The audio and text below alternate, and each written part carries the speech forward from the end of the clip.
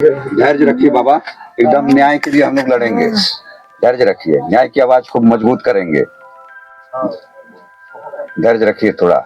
ये जो घटना घटी है ये बहुत ही दुखद है, इसकी भरपाई नहीं हो सकती है। भगवान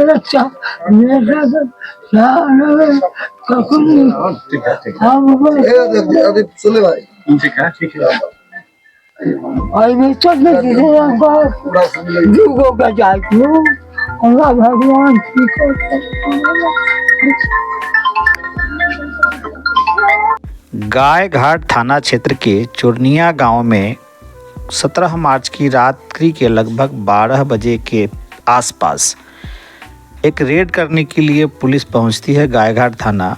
और इसी दरमियान में जगतवीर प्रसाद जी जो सोए हुए थे और वो उठ करके पेशाब करने के लिए निकले थे, इसी में शोर शराबा सुन करके पहुंचे थे बाहर में।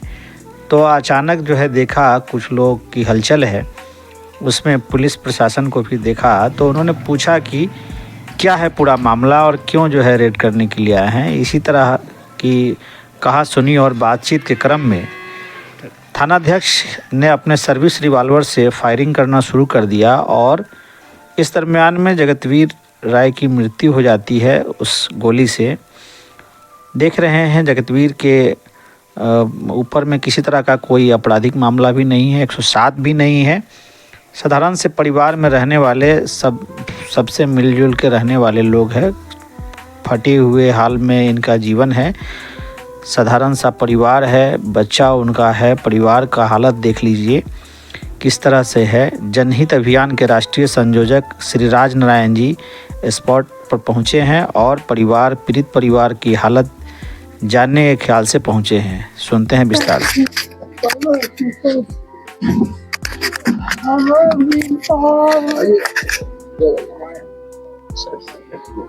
धैर्य रखिए बाबा, एकदम न्याय के लिए हम लोग लड़ेंगे। धैर्य रखिए, न्याय की आवाज को मजबूत करेंगे। धैर्य रखिए थोड़ा। ये जो घटना घटी है ये बहुत ही दुखद है, इसकी भरपाई नहीं हो सकती है। भगवान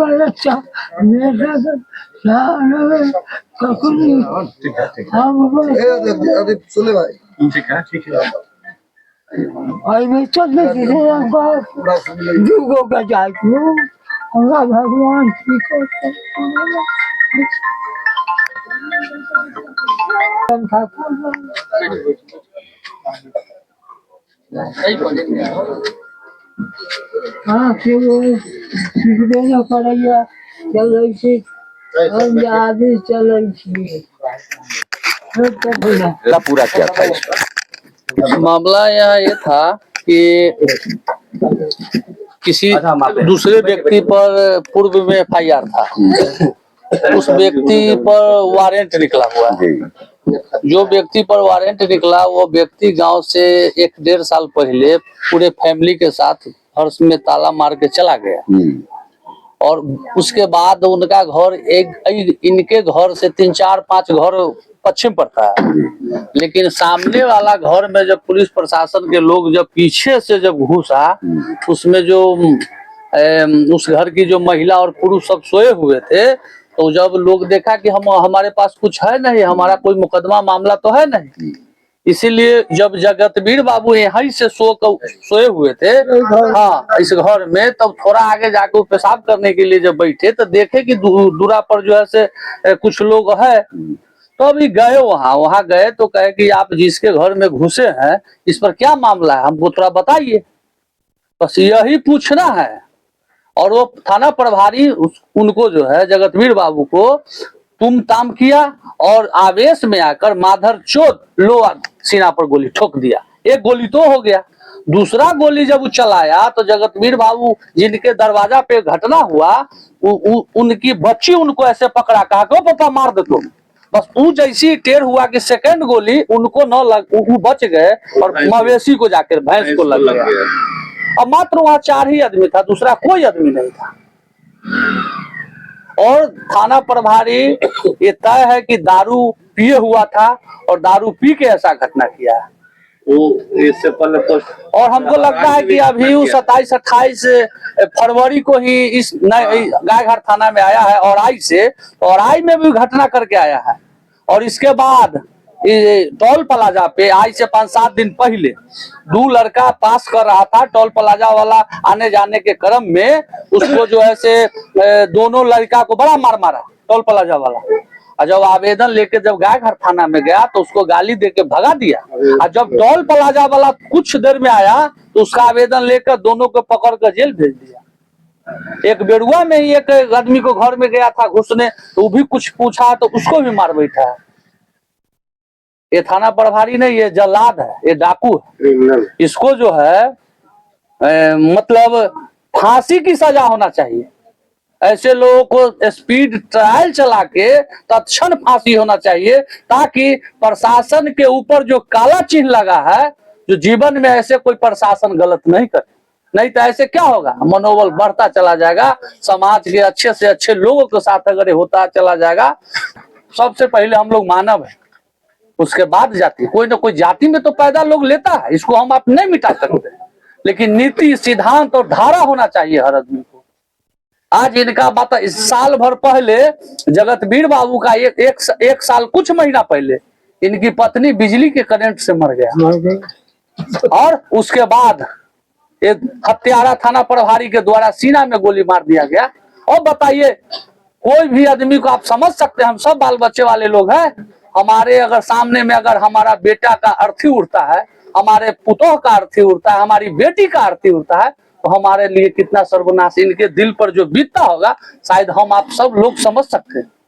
इस परिवार को कोई संभालने वाला नहीं है, चलने वाला नहीं है, इनको आंख से भी नहीं बुझाता। इस जुड़ जुलूम के टक्कर में हम लोग अगर एक नहीं होंगे तो आने वाला समय हम लोगों को और भी बुरा होगा। हम लोगों को जगने की जरूरत है। इसमें न कोई जाति है, न कोई पार्टी है, न कोई दल है, न कोई धर्म है। मानवता के नाते सभी आदमी एकत्रित होके इस परिवार को साथ, हम लोगों के साथ खड़ा रहना है। जब तक जगतवीर राय जी का न्याय नहीं होता है, तब तक इस लड़ाई को हम लोग लड़ेंगे और अंतिम पौधान तक लड़ेंगे। इसके लिए तन मन धन की भी जरूरत होगा।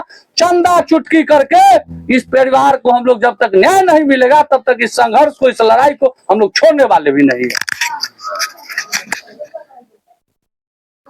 बात को पहुंचाई जाएगी जी, इस बात को उच्च लेवल तक कोशिश रहेगी कि इसकी एक उच्च स्तरीय जांच हो। इस बात को पहुंचाई जाएगी। आप लोग इस पर एकत्रित होइए, सब पूरे समाज को इकट्ठा कीजिए।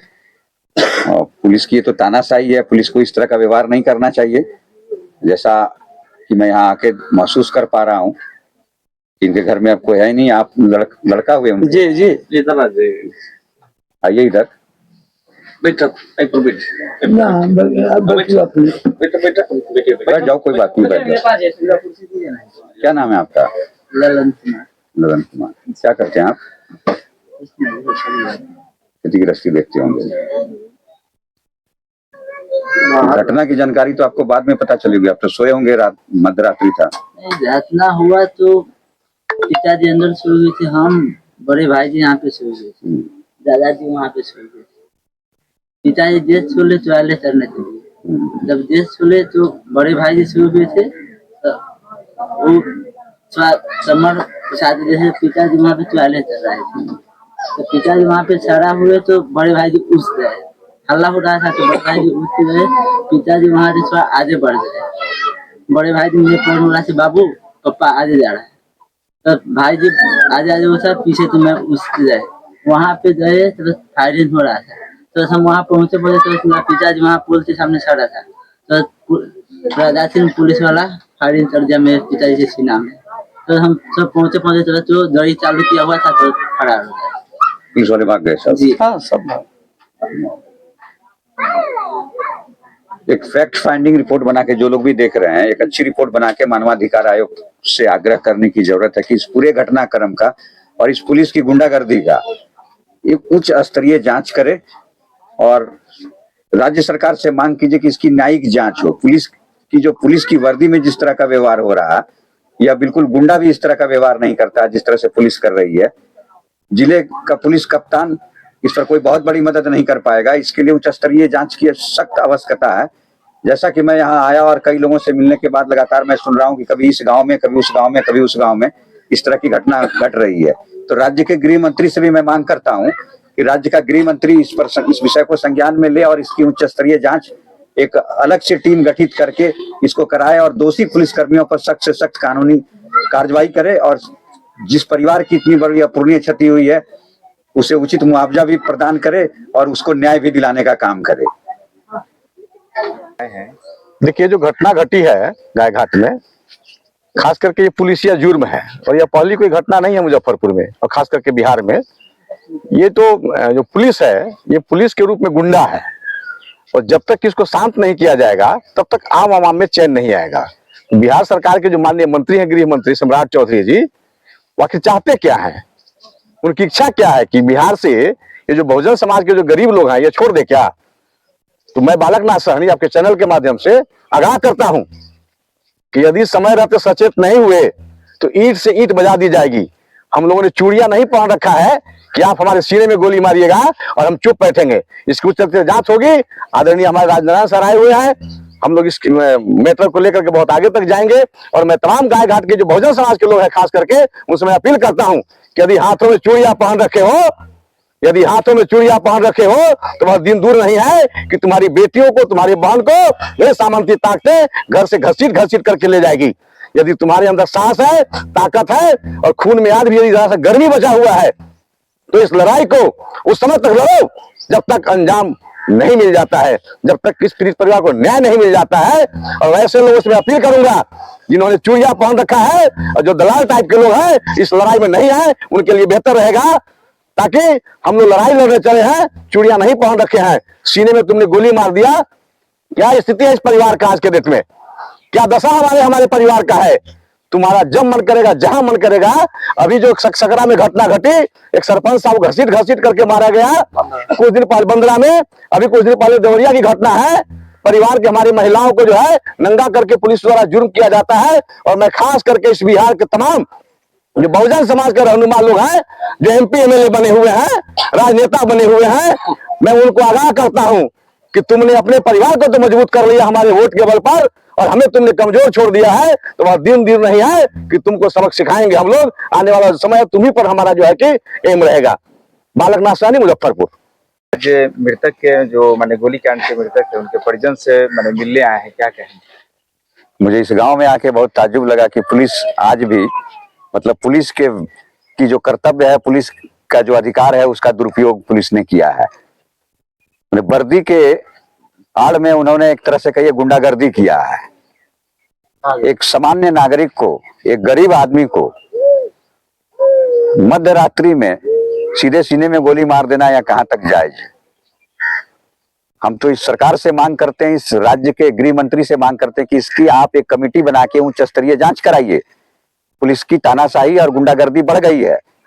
पुलिस अपने ड्रेस में, अपने वर्दी में जनता की संरक्षक होती है, ना कि वो भक्षक होती है, लेकिन वह भक्षक की भूमिका निभा रही है।